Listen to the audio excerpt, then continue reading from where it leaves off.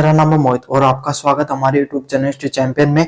तो जैसा कि आप जानते हो, आपका जो पेपर होने वाला है बिजनेस कम्युनिकेशन का, कौन सा पेपर होगा?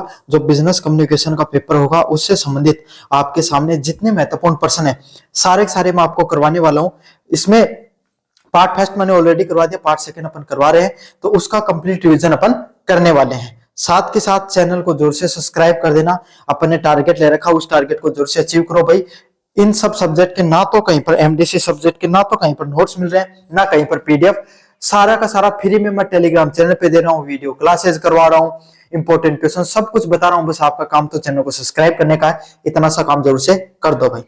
साथ के साथ कोने में जो व्यू प्रोडक्ट वाला ऑप्शन है, इस पे क्लिक करके अगर फ्लिपकार्ट और मित्रा से कोई प्रोडक्ट खरीदोगे सबसे ज्यादा डिस्काउंट देखने को मिलेगा, तो जाओ और जाकर खरीद लो। अगर इस पीडीएफ को पढ़ना चाहते हो, कुछ नहीं करना है, डिस्क्रिप्शन में दिए गए टेलीग्राम चैनल को ज्वाइन कर लेना है। जैसे डिस्क्रिप्शन में दिए गए टेलीग्राम चैनल पे लिंक पर क्लिक करोगे, आप इस प्रकार के हमारे टेलीग्राम चैनल पे पहुंच जाओगे। यहाँ पर पहुंचने के बाद में जो ऊपर की तरफ हिस्ट्री चैंपियन लिखा है, यहाँ पर क्लिक करना है। यहाँ पर जैसे क्लिक करोगे, आपके सामने नीचे की तरफ जो फाइल वाला सेक्शन है, इस फाइल वाले सेक्शन पे क्लिक करना है। जैसे क्लिक करोगे, कोने में सर्च वाला ऑप्शन मिलेगा। क्या मिलेगा? कोने में सर्च वाला ऑप्शन मिलेगा। क्लिक कर लेना है सर्च वाले ऑप्शन पे और सर्च कर लेना एमडीसी। जैसे सर्च करोगे, यहाँ पर आपके सामने एमडीसी थर्ड सेमेस्टर के नाम से पीडीएफ मिलेगी। जैसे इस पे एमडीसी थर्ड सेमेस्टर के नाम पर पीडीएफ पर क्लिक करोगे, 17 नंबर पेज पे आ जाना। कितने नंबर पेज पर? 17 नंबर पेज पर खोल के आ जाना। यहाँ ऊपर नीचे करोगे, 17 नंबर पेज आओगे और आ जाओ, और ये पूरी पीडीएफ पढ़ लिया। चलिए शुरू करते हैं अपन क्लास को। प्रश्न है, प्रभावी संचार में 7 सी क्या है ना?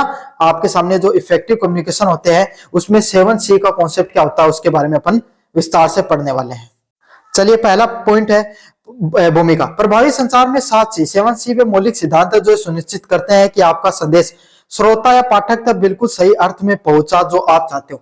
देखो सीधी बात है, अगर आप कोई भी बिजनेस करना चाहते हो, अब तो आपकी उम्र हो गई 18 साल से लगभग ऊपर, आप भी इतनी चीजें समझ रहे हो। आप कोई दुकान पर गए कोई सामान खरीदने के लिए, चले गए, अब आप पहुंच तो गए, लेकिन पहुंचने के बाद में आपने उससे कहा कि मुझे कोई 5-7 आइटमों का नाम बताया, है ना? सामने अब क्या था, आपने तो भाई जेंजी वाले बालक हो, नए नए जमाने वाले, और दुकान पुराने जमाने की गांव की। अब उसने आपने बता दिया कि भाई मेरे को तो आप एक काम करो, को फ्लोरोसेंट दो। अब अगले नहीं समझ में आयो क्यों फ्लोरोसेंट, कौन समझ में आयो? तो बहुत दे दोगे था, कौन दे? वो उसका दे माचिस ही मांगता हूं। समझ में आ गया आपको? चाहे आप एक छोटी सी माचिस की डिब्बिया ही मांगते हो, लेकिन आपने बता दिया इंग्लिश में, नहीं समझ में आया, अगले को नहीं दे पाएगा, है ना? तो यही आपके सामने जरूरी है, उदाहरण देके समझना ताकि थारे भी समझ में आ जाए। ये बात है कि आप जो कहना चाहते हो वो सामने वाले व्यक्ति को समझ में आया या नहीं आया, उसी को क्या कहा जाता है? प्रभावी संचार के नाम से जाना जाता है। चाहे वह ईमेल हो, चाहे रिपोर्ट हो, चाहे मौखिक प्रस्तुति हो, यह नियम हर जगह लागू होता है। मतलब आप जो बात कहते हो वो सामने वाले व्यक्ति को समझ में आनी जरूरी है। और ये बात चाहे आप ईमेल के माध्यम से कहो, चाहे ये बात आप मौखिक बोलकर कहो, और चाहे ये बात को रिपोर्ट से कहो, कैसे भी कहो, समझ में आ गया आपके सामने? जब आप कम्युनिकेशन करो, जब आप बातचीत करो, तब आपके सामने ये नियम है वो लागू होता है। समझ में आ गया आपको? अच्छे से सामने वाले व्यक्ति को अपनी बातें बताना बहुत ज्यादा जरूरी होता है। समझ में आ गया? अब आपने क्या किया भाई, सामने वाले व्यक्ति को ईमेल लिखा और आपने जापानीज भाषा में लिख दी इंग्लिश, समझ में आएगी क्या? नहीं आएगी। क्यों? अगलो ने इंग्लिश ही आवे है, जापानीज सीखी को नहीं बुक दे जाकर समझ लो, कौन समझेगा ना? तो यही है, आप जो भाषा समझा रहे हो अगले को, वो उसी भाषा में समझाओ जो चीज है वो अगले को अच्छे से समझ में आ जाए। चलिए, अब प्रभावी संचार में 7 सी का क्या मतलब होता है? किसका? 7 सीज का क्या मतलब होता है? पहला सी होता है क्लियरिटी, इंग्लिश में ये 7 सी है ना। पहला होता है क्लियर, स्पष्टता। संदेश का उद्देश्य केवल स्पष्ट होना चाहिए, जटिल शब्दों के बजाय सरल शब्दों का प्रयोग करो। मतलब अगर आप कोई भी संदेश बताना चाहते हो तो स्पष्ट, साफ और स्पष्ट शब्दों का प्रयोग करो। अब मैं आपको पढ़ा रहा हूं, मैं आपको गांव के आसपास के उदाहरण क्यों दे रहा हूं? क्योंकि आपको समझ में आ जाए। मन तो इंग्लिश भी आवा है, मैं तो कदे इंग्लिश में था लेक्चर दिया ना, क्यों? क्योंकि आधा का तो पाग उखड़ जाए इंग्लिश सुनता है, वो समस्या है ना। नहीं समझ में आया भाई आपको, और काफी बच्चों के तो मारवाड़ी में भी नहीं समझ में आती है चीजें। जो भाई इसी वीडियो को बर्ज यूनिवर्सिटी के धौलपुर भरतपुर के आगे जो उदयपुर साइड के इधर के बच्चे देखते हैं चित्तौड़गढ़, वो बोलते हैं कि मारा तो थाली मारवाड़ी समझ में आई आत होनी तो हिंदी में भी बताना पड़े। समझ में आ गया? तो अगर आप कोई भी चीज कर रहे हो तो उसको स्पष्ट भाषा में बताना जरूरी है ताकि सामने वाला व्यक्ति समझ जाए। जटिल शब्दों के बजाय सरल भाषा का प्रयोग करेंगे, मीठी मीठी बातों का प्रयोग करो कि सामने वाले व्यक्ति को समझ में आ जाए। अगले वाला है कंसाइज, संक्षिप्तता। कम से कम शब्दों में अपनी बात कहे, मतलब कोशिश करो कि छोटे से छोटी बातों में अपनी सारी बात कह दी जा, कि कोशिश करनी है कि छोटी सी छोटी बातों में अपनी सारी की सारी बात कही जा। अनुवांशिक विवरण और दोहराव से बचे, मतलब कोई भी बात ने रिपीटेशन से बचो। एक ही बात ने बार बार कहोगे तो क्या हो जाएगा, सामने वाला व्यक्ति इरिटेट हो जाएगा, परेशान हो जाएगा। भाई आप एक बात बताओ, आपको कोई एक बात, एक इंसान 10 बार एक बात कहे, आपको सुनना पसंद होगा क्या? नहीं होगा। आपका ही थोड़ा सा क्या हो जाएगा, आपको ही अच्छा नहीं लगेगा। तो यही है, अनावश्यक बातों को कहने से आपको बचना चाहिए। एक बात को एक बार कह दिया ठीक है, ज्यादा से ज्यादा 2 बार कह सकते हो। अगले वाला कॉन्क्रीट, ठोसपन। अपना संदेश विशिष्ट तथ्यात्मक होना चाहिए, स्पष्ट बातें की बजाय सटीक आंकड़े व तथ्य प्रस्तुत करें। बिजनेस कर रहे हो, कोई बात थोड़ी कर रहे हो कोई के साथ, आप किसी के साथ बात थोड़ी कर रहे हो। अगर व्यापार कर रहे हो तो आपको आंकड़े देने पड़ेंगे, कितनी सेल्स निकली है, कितने प्रोडक्ट बिके हैं, कौन सा ज्यादा बिका है, कौन सा कम बिका है। तो इस प्रकार के जो तथ्यात्मक आंकड़े होते हैं वो देना ज्यादा पसंद करो। गोल मोल बातों में बातें कम करना आपको होगा। अगर आप अपना बिजनेस बढ़ाना चाहते हो तो गोल मोल बातें करने से बचो, तथ्यात्मक आंकड़े आपको देने होंगे। समझ में आ गया आपको अच्छे से? चलिए अगले वाले पॉइंट की बात करें, शुद्धता। संदेशों में व्याकरण, वर्तनी, स्पेलिंग व तथ्यों में कोई गलती नहीं होनी चाहिए। क्या नहीं होनी चाहिए? अगर आप कोई भी संदेश दे रहे हो उसमें व्याकरण और स्पेलिंग की गलती नहीं होनी चाहिए। मतलब ग्रामेटिकली भी अगर आप कोई व्यक्ति को कोई बात बताओ तो वो साफ स्पष्ट होनी चाहिए। समझ में आ गया? उसमें गलतियां कम से कम होनी चाहिए। क्यों? अगर ग्रामर में गलती करोगे, स्पेलिंग ज्यादा से ज्यादा गलत होगी तो सामने वाला व्यक्ति को समझना चाहिए कुछ, समझ जाए कुछ, तो हो जाए गड़बड़। समझ में आ गया आपको? तो व्याकरण में भी गलती मत करो और वर्तनी स्पेलिंग में भी गलती नहीं करो। तथ्यों में भी कोई गलती नहीं चाहिए। आप सामने वाले व्यक्ति को जो बात बताना चाहते हो, जो आंकड़ा प्रस्तुत करना चाहते हो, साफ स्पष्ट करो। ऐसे नहीं कि पोल्यूशन के सेंटर के आगे आपने पानी छिड़का के AQI का डाटा कम कर दिया, ऐसा काम नहीं करना। समझ में आ गया? साफ स्पष्ट बात आपको बतानी है, जो होती है वो स्पष्ट डाटा दोगे तो आपको हो सकता है एक बार के लिए चीजें बुरी हो, लेकिन बाद में धीरे धीरे चीजें सही हो जाएंगी। गलत जानकारी से प्रशासक की विश्वसनीयता कम होती है।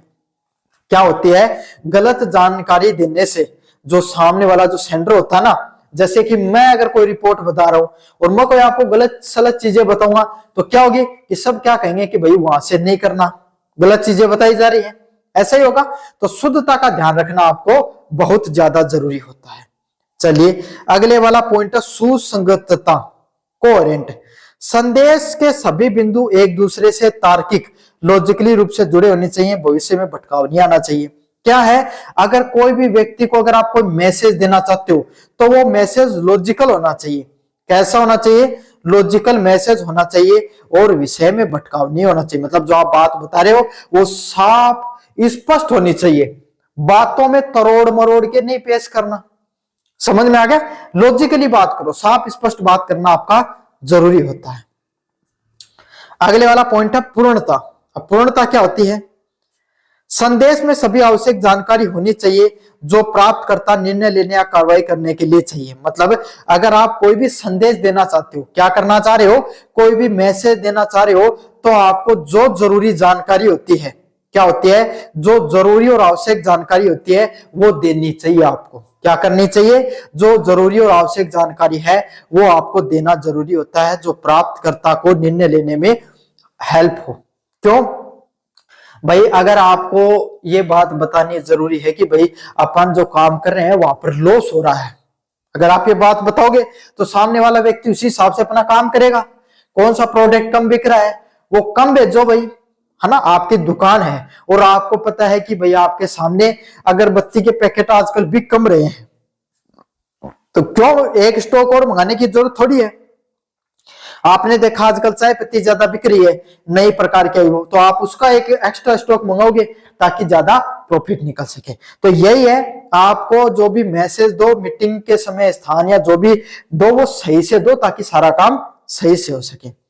विनम्रता, प्रेषक का स्वर हमेशा विनम्र, सम्मानजनक और सकारात्मक होना चाहिए। आप भाई कोई भी व्यक्ति से बात करो, प्रेषक ही क्यों, अगर आप कोई भी व्यक्ति से बात करते हो, आराम से बात करो, सरल स्पष्ट शब्दों में बात करो। सामने वाले व्यक्ति को अगर आप डांट भी रहे हो और अगर थोड़ी रिस्पेक्ट से, प्यार से, मिठास से अगर डांट रहे हो, तो सामने वाले को लगता है कि भाई उसका गलती मेरी है। नहीं, अगर आप बात अच्छी करो और बात सामने वाले व्यक्ति पर गुस्सा करो तो उसको वैसा ही बुरा लग जाएगा, है ना। तो ये विनम्रता होनी बहुत ज्यादा जरूरी है। 7C सिद्धांत का पालन करने में संचार में होने वाली गलतफहमियां दूर होती हैं। क्या होती हैं? जो 7C सिद्धांत होता है, 7C कम्युनिकेशन का जो रूल होता है, उसमें जो गलतफहमियां होती हैं, कोई भी अगर कोई प्रकार की गलतफहमियां है, कोई कमियां है, उसको दूर करने में मदद मिलती है आपको।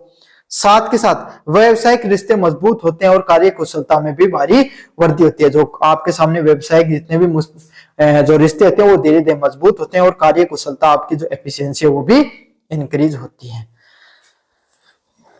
चलिए भाई बच्चों, अगले वाले प्रश्न की तरफ अगर अपन बढ़ते हैं, गैर संचार नॉन वर्बल कम्युनिकेशन क्या है, उसके उदाहरण दीजिए। क्या बताना आपको? नॉन वर्बल कम्युनिकेशन क्या होता है, उसके उदाहरणों के बारे में आपको बताना है। गैर मौखिक संचार नॉन वर्बल कम्युनिकेशन का अर्थ है शब्दों का उपयोग किए बिना सूचनाएं, भावनाएं या विचारों का आदान प्रदान करना। गैर मौखिक संचार क्या होता है? नॉन वर्बल कम्युनिकेशन का अर्थ होता है कि शब्दों का उपयोग किए बिना, अगर आप कोई भी शब्दों का प्रयोग बिना किए भी कोई सूचना को, कोई भी भावनाओं का, कोई भी विचारों का अगर जब आप आदान प्रदान करते हो, उसी को नॉन वर्बल कम्युनिकेशन कहा जाता है। मतलब बोले नहीं, आप बिना बोले अगर आप कोई भी व्यक्ति को अगर अपनी बात समझा पा रहे हो तो वही नॉन वर्बल कम्युनिकेशन है। समझ में आ गया आपने? इशारों के माध्यम से, है ना, लिख कर और कोई बातों के माध्यम से अगर आप समझा पाते हो तो उसको क्या कहा जाता है? खास करके इशारों के माध्यम से, लिखने से नहीं, इशारों के माध्यम से। शोध बताते हैं कि मानव संचार का एक बहुत बड़ा हिस्सा शब्दों से नहीं बल्कि हमारी शारीरिक भाषा से प्रयुक्त होता है। क्या होता है? अगर सबसे बड़ी चीज यही है कि अगर ह्यूमन कम्युनिकेशन होता है, क्या होता है? मानव जो संचार होता है उसमें सबसे बड़ा हिस्सा हमारी बॉडी लैंग्वेज का होता है। किसका? बॉडी लैंग्वेज का। आप कैसे अपने शब्दों को बताते हो, बॉडी लैंग्वेज बहुत कुछ मायने रखती है। क्या करते हैं? बॉडी लैंग्वेज बहुत कुछ मायने रखती है और हाव भाव से होता है। ये अक्सर बोले गए शब्दों से अधिक सत्य भावनाएं प्रकट करता है। क्या करता है? आपकी बॉडी लैंग्वेज बहुत कुछ बताती है। क्या बताती है? आपकी जो बॉडी लैंग्वेज होती है वो बहुत कुछ बताती है। अक्सर आपकी जो बॉडी लैंग्वेज है वो आपके कहे गए शब्दों से ज्यादा काम करती है। क्या काम करती है? आपकी बॉडी लैंग्वेज है वो आपके कहे गए शब्दों से भी ज्यादा सार्थक होती है, आपसे ज्यादा स्पष्ट होती है। मतलब बॉडी लैंग्वेज का ज्यादा महत्व है आपकी बोले गए शब्दों से। गैर मौखिक संचार के मुख्य प्रकार और उदाहरण। गैर मौखिक संचार के क्या मुख्य प्रकार होते हैं, क्या उदाहरण होते हैं? पहला होता है किनेसिक्स, शारीरिक। इसमें चेहरे के भाव, फेशियल एक्सप्रेशन, शारीरिक मुद्रा और इशारे शामिल होते हैं। किनेसिक्स क्या होता है? शारीरिक भाषा का प्रयोग करना। समझ में आ गया? आप शारीरिक भाषा के माध्यम से चीजों को समझा पाते हो, जैसे चेहरे के हाव भाव होते हैं उससे चीजों को समझा पाओ। शरीर की मुद्रा है, शरीर की जो मुद्रा है भाई, आप अगर जैसे अगर आप पढ़ाने जा रहे हो, आपकी शारीरिक मुद्रा ऐसी होनी चाहिए कि आप लगो एक टीचर जैसे, है ना। या अगर आप कहीं पर अपनी बात कोई प्रिंसिपल सर के आगे अपनी बात रखने जा रहे हो तो आप लगने चाहिए एक स्टूडेंट जैसे। समझ में आ गया? आप ऐसे नहीं कि आप अपने दोस्तों जैसे बातें कर रहे हो, वही प्रिंसिपल सर के साथ, आपके टीचर्स के साथ, अपने बड़ों के साथ बात कर सकते हो, नहीं कर सकते। आप अपने दोस्तों के साथ बातें करते हो तब अलग करते हो। तो यही है, आपके फेशियल एक्सप्रेशन भी बहुत मायने रखते हैं, है ना। जैसे आप उदास होते हो तो आपका चेहरा थोड़ा गिरा हुआ रहता है, खुश होते हो आपका चेहरा खिला हुआ रहता है ना। और अगर आपको कोई बात जोश गुस्से में तो आपके आंखें थोड़ी उत्साहित चेहरा आपका दिखाई देना चाहिए। तो यही है, अगर आप कोई भी बात कहो तो आपके चेहरे के हाव भाव, शरीर की मुद्रा, हाथों का प्रयोग करना, इशारों का प्रयोग करना, ये सब चीजें भी होना जरूरी है। किनेसिक्स यही समझाती है कि जब आप कोई भी अपनी बात रखो तो आपके चेहरे के, शरीर की मुद्रा और ये सब चीजें कैसे काम करती हैं। उदाहरण के लिए सहमति जताने के लिए सिर हिलाना, अगर कोई भी इंसान की बातों में हुकारा भर रहे हो तो सिर हिलाओगे। आत्मविश्वास दिखाने के लिए सीधे बैठना, अगर कोई भी इंसान में की बातों के साथ अगर आप कॉन्फिडेंस दिखा रहे हो, आत्मविश्वास दिखा रहे हो, तो सीधे बैठकर एकदम, वो कहते हैं ना आप इंटरव्यू देने जाते हो तब एकदम स्ट्रेट पोस्चर होना चाहिए आपका, ताकि सामने वाले व्यक्ति को लगे। घबराहट में नाखून चबाना, मैच देखते हो क्रिकेट मैच में जब अंतिम क्षण आते हैं तो लोग क्या करते हैं, अपने दांत चबाने लग जाते हैं, टेंशन की सूचक है। समझ में आ गया आपको। अगले वाला था आंखों में संपर्क, ओकुलिक्सिस। आंखों के माध्यम से होने वाला संचार बहुत कुछ कहता है। भाई मैं तो थाने के बताऊं के बारे में, तो थाने घर भी रहे आंख के खिस के हैं। समझ में आ गया। बोलते समय आई कांटेक्ट बनाए रखना, अगर आप कोई भी इंसान से बातें करते समय अगर अपना आई कांटेक्ट बनाए रख रहे हो तो आपका क्या है भाई, ये माना जाता है आप कॉन्फिडेंट हो।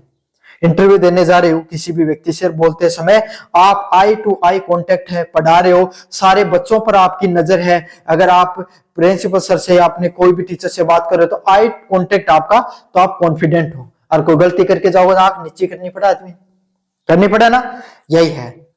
आत्मविश्वास और ईमानदारी को, अगर आपका आई कांटेक्ट अच्छा है तो ये आपका कॉन्फिडेंस और आपकी ऑनेस्टी को शो करता है। जबकि आंखें चुराना, झूठ बोलना एक घबराहट का संकेत होता है। जब भी कोई आप व्यक्ति से अगर अपनी आंखें चुरा रहे हो, मतलब आप उसको देखकर आंखें नीचे कर रहे हो, झूठ या आपके घबराहट का संकेत हो सकता है कि आप झूठ बोल रहे हो, घबराहट में हो। अगले वाला है प्रोक्निक्सिस, लोगों के बीच बातचीत के दौरान रखी जाने वाली शारीरिक दूरी। क्या होता है, जब लोगों के बीच में हो और आप उस दौरान बातचीत कर रहे हो तो अगर आपको क्या शारीरिक दूरी रखनी है, क्या करनी है, शारीरिक दूरी रखते हो, उसी को क्या कहा जाता है, प्रोक्सिसनेस के नाम से जाना जाता है। जैसे कि व्यावसायिक बैठकों में एक निश्चित औपचारिक दूरी बनाए रखना सम्मान व पेशेवर का। अब आपका बॉस है ना, आपके प्रिंसिपल सर हैं, तो आप ऐसे नहीं प्रिंसिपल सर से बातचीत कर रहे हो तो आपको जो बात करनी है वो करो, फिर बाहर आओ। ऐसे नहीं कि उनके साथ बैठ के आप भी चाय पी रहे हो, ऐसा नहीं होता है। एक प्रोफेशनल एज होना, एक प्रोफेशनल सेपरेशन होना बहुत ज्यादा जरूरी होता है, दो पदों के बीच में, दो व्यक्तियों के बीच में। अगला है हेपेप्सिस, स्पर्श, स्पर्श के माध्यम से संचार करना, एक पेशेवर व दृढ़ हाथ मिलाना। जब भी आप दो व्यक्ति हाथ मिलाएं, प्रोफेशनल लोग मिलाते हैं भाई, तो एकदम कॉन्फिडेंस के साथ हाथ मिलाओ, आपका हाथ टाइट होना चाहिए एकदम, है ना, इतना भी नहीं कि सामने वाले का हाथ ही तोड़ दो, नहीं, एकदम हल्का सा हाथ स्पर्श करना, लेकिन कॉन्फिडेंस की भावना उसमें दिखनी चाहिए। यही आपकी व्यवसायिक आत्मविश्वास एक मजबूत और गैर मौखिक संदेश को दिखाता है। यही क्या दिखाता है, यही आपका बिजनेस और कॉन्फिडेंस को शो करने का काम करता है। पैरा लैंग्वेज, स्वर का उतार चढ़ाव, आप क्या बोलते हैं इसके बजाय कैसे बोलते हैं बहुत मायने रखता है। समझ में आ गया। शब्दों को बोलने की एक लहजा होता है। जय कदे कदे देखो मैं कई शब्दों पर पूरा जोर दे दूं, कई शब्द बिल्कुल लड़का छोड़ दूं। इससे क्या, जो भी कोई व्यक्ति सुनने वाला व्यक्ति होता ना, जैसे कि मैं आपको बताऊं, अगर आप वीडियो देखते बीच बीच में थार दिमाग में कोई ख्याल आने लग जाए और मैं कोई सब जोर देके बोलियो तो तुरंत थार दिमाग सोचे अच्छा मैं पढ़ाई भी कर रही हो क्या। ऐसा होता ना कभी कभी आपके सामने, आप क्लास में बैठे हो, आप बोर हो रखे हो, उबासे ले रहे हो, अचानक से कोई भी व्यक्ति टीचर आपको पढ़ा सुने, जोर से कोई बात बताई, आपको अचानक से ध्यान चला गया, अच्छा ये पढ़ाई चल रही थी, है ना। काफी बार आप कोई भी चीज को बताते बताते हल्का छोड़ गए तो सस्पेंस क्रिएट हो जाता है उस चीज से। तो बोलने का लहजा आपको आना बहुत जरूरी है कि कौन से शब्द को गहरा छोड़ा जाता है, कौन से शब्द को हल्का छोड़ा जाता है। समझ में आ गया, ये एक बहुत गहरी पहलू होता है। व्यवसायिक दुनिया में गैर मौखिक संचार का गहरा महत्व होता है। क्या होता है आपके सामने, जो व्यवसायिक दुनिया होती है, प्रोफेशनल जो वर्ल्ड होता है, उसमें गैर मौखिक संचार का बहुत अधिक महत्वपूर्ण होता है। एक सफल पेशेवर को न केवल शारीरिक भाषा का सकारात्मक रखना चाहिए बल्कि दूसरे गैर मौखिक संदेशों को पढ़ने में भी माहिर होना चाहिए। क्या होना चाहिए, अगर एक प्रोफेशनल व्यक्ति है उसको अपने सिर्फ भाषा पर, अपनी प्रोफेशन पे पकड़नी होनी चाहिए, बल्कि उसको अपनी बॉडी पोस्चर पर, बोलने के तरीके पर, लहजे पर, हर चीज पर उसकी पकड़ होना जरूरी है। जबकि दूसरे के गैर मौखिक संकेतों को पढ़ने में भी माहिर होना चाहिए। ऐसे नहीं कि वो खुद में ही माहिर है बोलने में, दूसरे वाला व्यक्ति आपसे क्या बात करना चाहता है इसकी समझ भी आपको होनी चाहिए। अगले वाले प्रश्न की तरफ बढ़ते हैं। एक पेशेवर व्यवसायिक पत्र प्रोफेशनल बिजनेस लेटर के प्रारूप की प्रमुख घटक कौन कौन से होते हैं? कौन सा? एक पेशेवर व्यवसायिक पत्र प्रोफेशनल बिजनेस लेटर कौन कौन सा होता है, उसका क्या प्रारूप होता है, उसके प्रमुख घटक कौन कौन से होते हैं, उसके बारे में अपन जानेंगे। चलिए पढ़ते हैं, व्यवसायिक पत्र कौन सा होता है, बिजनेस लेटर में क्या क्या प्रमुख चीजें होती हैं उसके बारे में देखेंगे। किसी संगठन द्वारा अन्य व्यवसाय, ग्राहकों या सरकारी एजेंसियों के साथ बाहरी संचार के उपयोग किए जाने वाला एक औपचारिक दस्तावेज होता है। क्या होता है? कोई भी बिजनेस लेटर क्या होता है भाई? कोई भी संगठन है, जैसे अपन मान ले कोई भी कंपनी, टाटा कंपनी के नाम ले लिया, है ना, तो वो अपने उसके ग्राहकों के साथ या कोई भी सरकारी एजेंसीज होती है, गवर्नमेंट होती है, उनके साथ संचार करने के लिए अपने ग्राहकों से, भाई आपके काफी बार ग्रीटिंग कार्ड आता है ना, thank you for thank you वाला कार्ड आता है, कोई गवर्नमेंट कंपनी होती है उनके लिए प्रपोजल वगैरह। तो इस प्रकार का जो संचार करने के लिए क्या किया जाता है, आपके सामने कोई कार्ड वगैरह, लेटर वगैरह प्रयोग किया जाता है, उसको प्रोफेशनल बिजनेस लेटर के नाम से जाना जाता है। इसको एक निश्चित व सर्वमान्य प्रारूप होता है। ये क्या है? सबसे ज्यादा एक निश्चित फॉर्मेट और सबसे ज्यादा सर्वमान्य, मतलब सभी लोग इसको मानते हैं, भाई सबसे ज्यादा प्रचलित है, मतलब जो संगठन की प्रोफेशनलिज्म को दिखाता है। क्या दिखाता है? कि कोई भी संगठन है वो कितना प्रोफेशनल है। क्या है? कोई भी संगठन है वो कितना प्रोफेशनल है, उसके बारे में बताता है। प्रारूप के प्रमुख घटक क्या होते हैं, मेन कंपोनेंट क्या होते हैं फॉर्मेट के? पहला होता है लेटर हेड, प्रेषक का पता। यह पत्र सबसे ऊपर होता है। क्या होता है? जो लेटर हेड, प्रेषक का पता होता है, ये सबसे ऊपर होता है। इसमें कंपनी का नाम, लोगो, पता व संपर्क विवरण, ईमेल, फोन नंबर छपा होता है। क्या होता है? इसमें अलग अलग प्रारूप होते हैं। इसमें सबसे पहले आता है लेटर हेड, मतलब जो भेज रहा है ना उसका पता।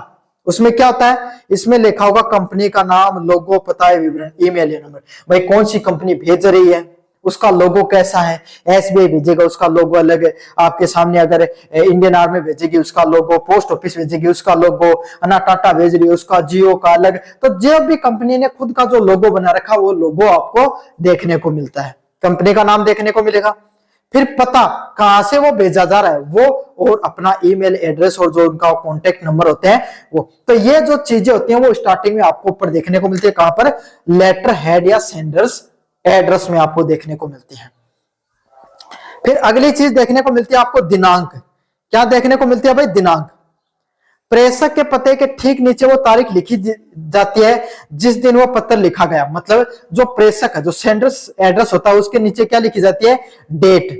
क्या लिखी जाती है भाई? आपके सामने डेट लिखी जाती है, और वो डेट जिस दिन वो पत्र है वो लिखा गया, मतलब किस दिन वो पत्र लिखा गया, उस पत्र की वो डेट है वो आपके सामने चिपका दी जाती है, छाप दी जाती है। वो डेट भी वहां पर आपको देखने को मिलती है। समझ में आ गया?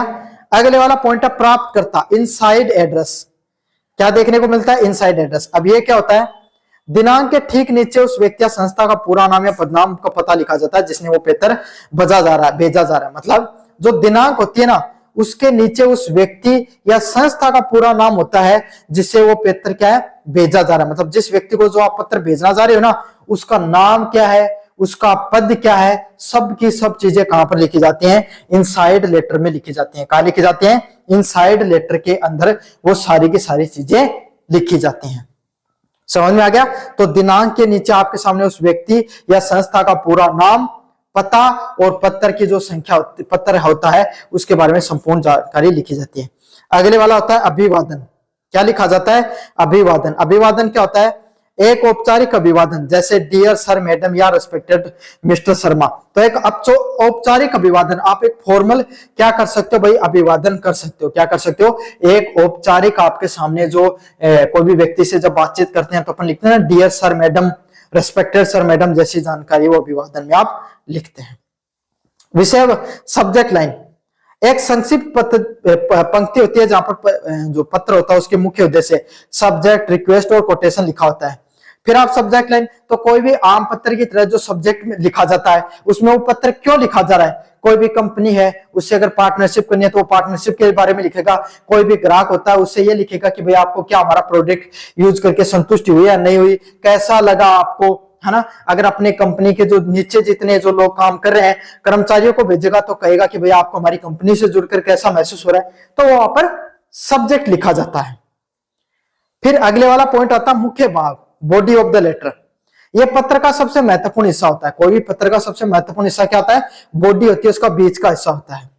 यहाँ पर 3 पैराग्राफों में बांटा जाता है। इसको क्या किया जाता है? 3 अलग अलग भागों में बांटा जाता है। शुरुआती संदर्भ, मध्य संदर्भ और अंत। क्या किया जाता है? शुरुआत में जो बिंदु जिनका प्रयोग किया जा रहा है उनको विस्तृत विवरण। भाई शुरुआत में तो आप यही कहते हैं जब कोई भी लेटर की शुरुआत करते हो कि भाई मैं जियो कंपनी का सीईओ आपसे बात कर रहा हूं, आपको फिर क्या लिखोगे? विस्तृत विवरण। मैंने भाई आपके ग्राहक सेवा के लिए पत्र लिखा है, हमारी जो सेवाएं वो आपको कैसी लगी, हम आपके लिए ये करते हैं, इन सब चीजों के बारे में। और अंत में आप क्या लिखते हो कि आपको ये पत्र प्राप्त हुआ, मुझे उम्मीद है कि आपको हमारा पत्र पढ़ के अच्छा लगा होगा, या आपको रिक्वेस्ट करना चाहते हो तो वो कर सकते हो। तो कोई भी लेटर होता है उसकी बॉडी में 3 पार्ट होते हैं। पहला वाला पार्ट होता है जिसमें आपको शुरुआत करते हो अपने बारे में, खुद के बारे में, जो पत्र लिख रहा है वो अपने बारे में थोड़ा डिस्क्राइब करता है। फिर जो मुख्य बिंदु होते हैं वो लिखता है, और अंत में कोई रिक्वेस्ट करनी होती है, एंडिंग पॉइंट वगैरह डाले जाते हैं। औपचारिक कॉम्प्लीमेंट्री क्लोज, पत्र का अंत सम्मानजनक शब्दों के साथ पूरा किया जाता है। क्या किया जाता है? कोई भी पत्र लिख रहे हो उसका अंत कैसा होता है? रेस्पेक्टफुल वर्ड यूज करके। कैसे शब्द यूज करके? आप सम्मानजनक शब्दों का प्रयोग करके क्या कर सकते हो? उस पत्र को अंत कर सकते हो। समझ में आ गया ना? ऐसे शब्दों का प्रयोग करो सामने वाले व्यक्ति को भी सुनकर मजा आ जाए। समझ में आ गया? रेस्पेक्टफुल वर्ड्स का प्रयोग कर सकते हो। अगले वाला पॉइंट है हस्ताक्षर और नाम। समापन के नीचे प्रेषक और भौतिक हस्ताक्षर होते हैं। क्या होते हैं? जैसे आप कोई भी पढ़ते हो ना, तो आपको उसके नीचे आपके सिग्नेचर वगैरह, जो भी कंपनी का जो मालिक है वो सिग्नेचर वगैरह करता है। एक अच्छी तरीके से फॉर्मेटेड व्यावसायिक पत्र न केवल सूचना देता है बल्कि प्राप्त करता की कंपनी पर एक मजबूत व पेशेवर छवि भी जोड़ता है। क्या करता है? एक अच्छे तरीके से फॉर्मेटेड जो व्यावसायिक पत्र होता है ना, वो केवल सूचना ही नहीं देता है बल्कि प्राप्तकर्ता पर कंपनी की एक मजबूत और पेशेवर छवि भी उसमें प्रस्तुत होती है। समझ में आ गया? आपकी कंपनी के बारे में आपको पता चलता है। चलिए आखिरी प्रश्न की तरफ बढ़े। समूह चर्चा, ग्रुप डिस्कशन का उद्देश्य क्या होता है? किन गुणों के लिए मूल्यांकन किया जाता है? ग्रुप डिस्कशन का उद्देश्य क्या है और किन किन गुणों से आपके सामने ग्रुप डिस्कशन किया जाता है, उसके बारे में अपन विस्तार से पढ़ेंगे। चलिए भूमिका, समूह चर्चा, ग्रुप डिस्कशन क्या होता है? भाई ग्रुप डिस्कशन एक ऐसी पद्धति होती है जिनका उपयोग कंपनी और शैक्षणिक संस्थाओं द्वारा उम्मीदवारों के व्यक्तिगत व्यवहार और ज्ञान परीक्षण के लिए किया जाता है। क्या होता है? समूह चर्चा, ग्रुप डिस्कशन अपने यहाँ पर प्रयोग की जाने वाली एक इस प्रकार की पद्धति है जिसका उपयोग कंपनियां और शैक्षणिक संस्थान क्या करते हैं? कोई भी उम्मीदवार होता है उसका व्यवहार कैसा है। भाई अगर आपने देखा होगा काफी, अगर न्यू ईयर कोर्स की अगर किसी ने तैयारी की होगी या कर रहे होंगे, है ना, तो उसमें क्या है? ग्रुप डिस्कशन कराया जाता है। उसमें क्या एक टॉपिक दे दिया आपको। क्या टॉपिक दे देंगे कि भाई बढ़ती बेरोजगारी पर बोलो, 10 बच्चे बैठा दिए, वो उस टॉपिक पर बोलेंगे। समझ में आ गया? तो इससे क्या होता है? उसमें आप कोई भी, अगर आपका व्यवहार गुस्से लेना, तो सामने वाला व्यक्ति अगर आपकी बात काटेगा तो आपको गुस्सा आएगा। काफी व्यक्ति ऐसे होते हैं जो सुनते नहीं है किसी की, बोलते चले जाते हैं, तो वहां पर वो बोलते चले जाएंगे तो पता चल जाएगा तो बहुत बोलता है, सुनेगा नहीं अपनी। एक इस प्रकार के व्यक्ति ज्ञान बहुत है लेकिन क्या कर रहे हैं? बस बोल रहे हैं, सामने वाला बात काट रहा है तो रुक जा रहे हैं, मतलब डिमोरलाइज, कॉन्फिडेंस की कमी है उनके अंदर। तो जो ग्रुप डिस्कशन होता है ना, उसके अंदर आपको क्या होता है? आपकी जो कंपनी होती है उसके माध्यम से पता चल जाता है, जो लोग होते हैं इंटरव्यू लेने वाले, उनको पता चल जाता है कि उस व्यक्ति का व्यवहार कैसा है। साथ के साथ आपका ज्ञान परीक्षण भी किया जाता है। उसमें क्या किया जाता है? भाई आपके पास कितना नॉलेज है उस सब्जेक्ट पर, उसके बारे में भी पता करने के लिए ये किया जाता है। इसमें 8 से 12 लोगों के एक समूह को विषय दिया जाता है। क्या किया जाता है? इसमें कुल 8 से 12 लोग होते हैं। कितने लोग होते हैं? 8 से 12 लोग होते हैं। उनको एक टॉपिक पर डिस्कशन कराया जाता है। क्या कराया जाता है? 8 से 12 लोगों को एक टॉपिक दे दिया, उस टॉपिक पर उनको डिस्कशन किया जा रहा है। इसका टाइम लगभग आपके सामने 15 से 20 मिनट। तो ग्रुप डिस्कशन ज्यादा बड़े नहीं होते, 15 से 20 मिनट के बीच में ही आपको आमतौर पर ग्रुप डिस्कशन देखने को मिलता है। इतने में ही बात होती है, चर्चा होती है, वो खत्म हो जाती है। समूह चर्चा का उद्देश्य, लिखित परीक्षाएं केवल किताबी ज्ञान को मापती हैं। क्या करती हैं? जब आप रिटन कम्युनिकेशन करते हो, जो किताबी ज्ञान, अब आपकी परीक्षा हो रही है, इससे पता चल जाएगा कि कोई भी इंसान, भाई इसको किताबों का ज्ञान कितना है। लेकिन व्यवसायिक दुनिया में लोगों के साथ मिलकर काम करना पड़ता है। भाई किताबी ज्ञान से ज्यादा आपकी लोगों के साथ आप कैसे बोलते हो, कैसे व्यवहार करते हो, ये ज्यादा मायने रखता है वहां पर। समझ में आ गया? भाई आपके पास किताबी ज्ञान बहुत है लेकिन आप किसी के साथ एकदम बोलते नहीं हो, लड़ाई कर लेते हो, तो ऐसा आपको ज्ञान कोई काम आएगा क्या? नहीं काम आएगा। भाई लोगों के साथ मिलजुल कर करोगे तभी तो। भाई कोई भी कंपनी, उसमें एक आदमी तो होता नहीं है, बहुत सारे लोग काम करते हैं। सबके साथ आपको मिलकर चलना पड़ता है। वह दबाव में कैसे सोचता और दूसरों के विचारों का सम्मान करने के लिए अपनी बात मजबूती से रख सकता है या नहीं रख सकता। मतलब जब प्रेशर सिचुएशन आती है तो उसको कैसे हैंडल करता है, दूसरों के विचार की अगर कोई दूसरे इंसान ने कोई बात कही, वो अगर आपको नहीं पसंद आई, तब आप कैसे रिएक्ट करते हो, गुस्से में करते हो, आपके अंदर पेशेंस है या नहीं है, ये सब चीजें बहुत ज्यादा मायने रखती हैं। जीडी में मूल्यांकन के लिए दिए जाने वाले मुख्य गुण क्या होते हैं, ग्रुप डिस्कशन में दिए जाने वाले मुख्य गुण क्या क्या होते हैं इसमें। कम्युनिकेशन स्किल्स, ये केवल अच्छे अंग्रेजी व हिंदी बोलने के बारे में नहीं है, बल्कि अपने विचारों को स्पष्ट करने के बारे में और दूसरों को ध्यान से सुनने के बारे में है। मतलब कम्युनिकेशन स्किल क्या होता है, संचार कौशल क्या होता है, आप अच्छी इंग्लिश बोल लेते हो, अच्छी हिंदी बोल लेते हो, ये नहीं मायने रखता है। मायने ये रखता है कि सामने वाला व्यक्ति बात कर रहा है, आप उसकी बात को कितने सही से सुनते हो या नहीं सुनते हो। समझ में आ गया। आप जब बोल रहे हो तो आपके जो बोलने की शब्दों की जो प्रभावशालीता है वो इतनी मजबूत होनी चाहिए कि सामने वाले व्यक्ति है वो आपकी बातों को अच्छे से सुने और समझे, समझ में, हर बात को अच्छे से समझे। इस तरीके से आपको कहना चाहिए आपकी कम्युनिकेशन स्किल बहुत ज्यादा मजबूत होनी चाहिए। लीडरशिप स्किल, मूल्यांकनकर्ता को यह देखते हैं कि क्या उम्मीदवार चर्चा को सही दिशा में ले जा रहा है या नहीं ले जा रहा है। जो आपके अंदर क्या लीडरशिप स्किल है नहीं है, कि आप कोई भी बातों के बारे में चर्चा कर रहे हो तो क्या आप सही से अपनी बातों को जो चर्चा करे उसको क्या सही डायरेक्शन में ले जा रहे हो या नहीं ले जा रहे हो, यह भी आपके अंदर होना बहुत जरूरी। क्यों, आपको दिया गया बेरोजगारी पर बोलने पर आप बोलने लगे जनसंख्या पर, तो आप तो टॉपिक से आउट ऑफ चले गए, आप बाद में भी जा सकते हो। तो यही आपको जो काम दिया जा रहा है, क्या आप उस काम को सही से कर पाते हैं, नहीं कर पाते, या और कोई चीजों में फंस जाते हो, बहस में उलझे बिना समूह का मार्गदर्शन कर सकते हो या नहीं कर सकते हो, ये सब स्किल्स आपकी मापी जाती हैं। विषय का ज्ञान, दिए गए विषय को आपको कितने ठोस तथ्य, आंकड़े व तार्किक तर्क देते हो। मतलब कोई भी सब्जेक्ट आपको दिया गया है उसमें कितने आप कॉन्क्रीट एविडेंस देते हो। मतलब अगर आप ग्रुप डिस्कशन में बैठे हो तो वहां पर आपको आंकड़े भी देने जरूरी होते हैं, क्योंकि आंकड़ों के माध्यम से कोई भी चीज है ना वो ठोस लगती है। कितनी तार्किक बातें करते हो, इन सब चीजों के बारे में भी बताना जरूरी होता है। टीम वर्क और सहयोग, क्या उम्मीदवार दूसरों को काटता है या फिर सहमति होने पर दूसरों को सम्मान करता है नहीं करता है, ये चीज भी देखी जाती है। क्या देखी जाती है कि आप कोई भी बातचीत करते हो तो क्या आप दूसरों की बातों को बीच में काट रहे हो, दूसरे की बातों से असहमत हो तो आप कैसा बिहेव करते हो, ये सब चीजें भी बहुत ज्यादा मायने रखती हैं। तो टीम वर्क का भी बहुत मायने होता है कि आप जब पूरे लोगों के साथ बैठकर किस तरीके से लोगों के साथ बातचीत करते हो, वो सब चीजें भी बहुत मायने रखती हैं। अगले वाला है समस्या का समाधान और आलोचनात्मक चर्चा करना। किसी जटिल विषय का तुरंत विश्लेषण करने के लिए तार्किक निष्कर्ष निकालना बहुत जरूरी होता है।